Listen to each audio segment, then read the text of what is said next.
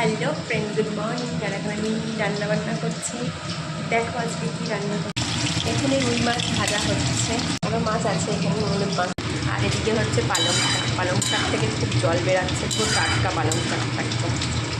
এটি হচ্ছে পালং শাক, মূলো দিয়ে, সিম দিয়ে, আলু দিয়ে পালং শাক। মাছের তেল আছে এখানে, এটা বেগুন দিয়ে মাছের তেলের একটু চচ্চড়ি করবো, পেঁয়াজ দিয়ে, রসুন দিয়ে, আর হচ্ছে পাঁচফোড়ন ফোড়ন কাঁচা লঙ্কা দিয়ে হবে এটা মাছের তেলের চচ্চড়ি।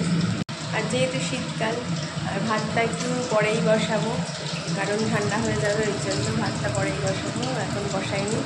রান্নার পাটটা মিটে যাক, রান্নার পাটটা মিটে গেলে আবার সেই ছেলে মেয়ে আসলে তাদেরকে খেতে দাও। আর কাঁচাও আছে, আজকে একটু কাচাকুচিও করবো।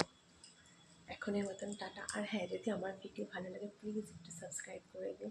তোমরা যদি একটু সাবস্ক্রাইব করো, লাইক করো, কমেন্টস করো, আমার একটু ইচ্ছা করো একটু ভালো ভালো ভিডিও করতে, বুঝতে পারছো? এটাই বলার আছে।